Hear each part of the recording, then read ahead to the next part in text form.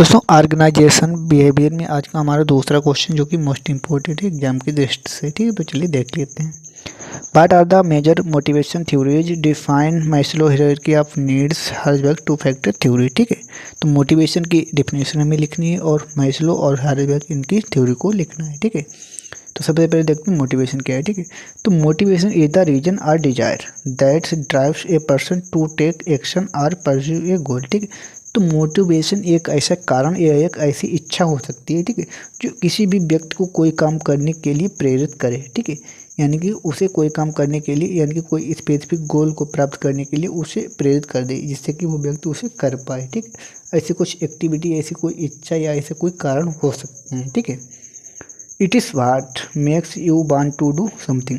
ये वो चीज़ मान के चलिए जो किसी भी व्यक्ति को कोई काम करने के लिए प्रेरित करे। ऐसी कोई भी चीज़ हो सकती है जो किसी भी व्यक्ति को किसी काम करने के लिए प्रेरित करे। ठीक है, वही मोटिवेशन हो सकती है। ठीक है, इसके बाद मैस्लो हायरार्की ऑफ नीड्स, इसमें क्या होता है। ठीक है, तो Maslow theory suggests that human needs are arranged in a hierarchy starting from basic needs to more complex ones. ठीक है, अब मैस्लो की जो थ्योरी उन्होंने क्या कहा है कि जो ह्यूमन बीइंग यानी कि जो पीपल हैं, ठीक है, उनकी जितनी भी नीड्स हैं वो एक हायरार्की के रूप में अरेंज्ड होती हैं। ठीक है, तो जिसमें सबसे बेसिक जो सबसे छोटी नीड्स हैं वो बिल्कुल स्टार्टिंग में होंगी, इसके बाद जो अधिक हाई फाई और कम्प्लेक्स नीड होंगी वो उसके ऊपर आएंगी, यानी कि वो बाद में आएंगी। ठीक है, तो चलिए पहले ग्राफ के द्वारा यानी कि फिगर के द्वारा समझाते हैं।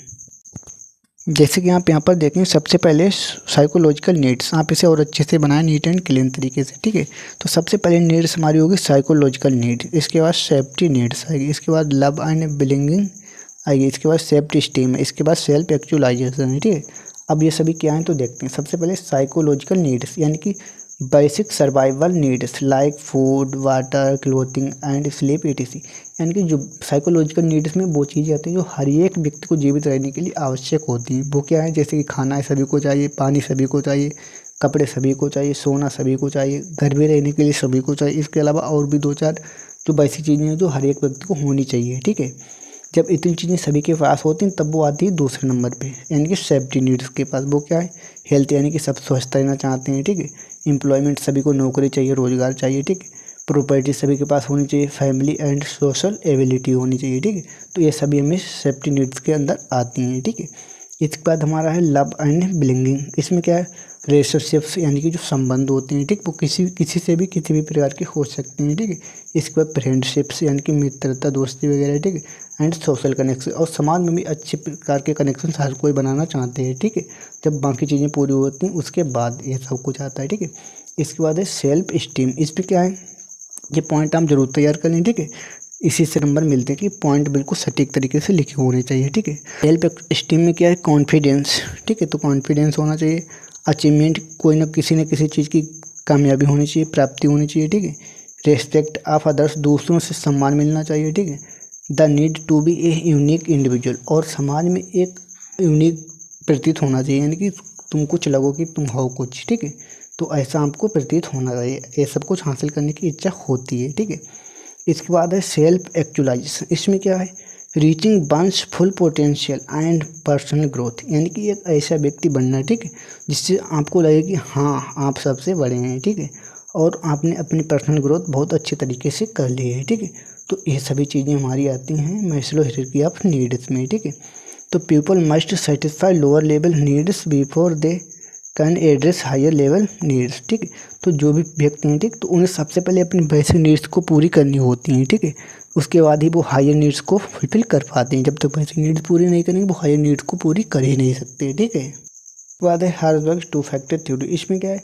Herzberg theory divide factors that influence motivation into two category. अब जो हर्ज़बर्ग हैं उनकी जो थ्योरी दो पार्ट्स में डिवाइड होती है, एक तो हमारा मोटिवेशन है। ठीक है, मोटिवेशन को दो फैक्टर्स में डिवाइड करती है। मोटिवेशन है दो तरीके से व्यक्तियों को मिल सकता है। ठीक है, वो कैसा, हाइजीन्स फैक्टर्स है पहला। इसमें क्या है, these are necessary to prevent dissatisfaction but do not motivate, यानी कि ये जो हैं जो असंतुष्टि, यानी कोई भी व्यक्ति है तो उसे असंतुष्ट नहीं होने देंगे अगर ये चीज़ें उसे मिल जाएं। क्या है वो, सैलरी है, जॉब सिक्योरिटी है, वर्किंग कंडीशन है। ठीक है, यदि कोई भी व्यक्ति अगर उसे सैलरी मिल जाए, ठीक है, जॉब की सिक्योरिटी मिल जाए और वर्क करने की कुछ ना कुछ कंडीशन मिल जाए, ठीक है, तो वो डिससेटिस्फाई नहीं होगा, बट वो मोटिवेट भी नहीं होगा, ठीक है।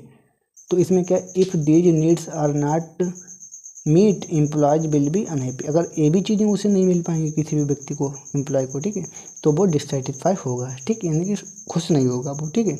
तो इसमें क्या है, यदि उसे सैलरी मिल गई, ठीक है, उसे जॉब मिल गई, सैलरी नहीं मिली तब भी डिससेटिस्फाई होगा, जॉब मिल गई अगर जॉब की सिक्योरिटी नहीं मिली तब भी वो डिससेटिस्फाई होगा, ठीक है, वर्क करने की कंडीशन नहीं मिली, किसी कोई कमाता है कोई करवा रहे हो, ठीक है, तब भी वो डिससेटिस्फाई यानी कि असंतुष्ट रहेगा, ठीक है। इसके बाद अब दूसरा हमारा मोटिवेटर्स, इसमें क्या है, these factors drive satisfaction and motivation, ठीक है।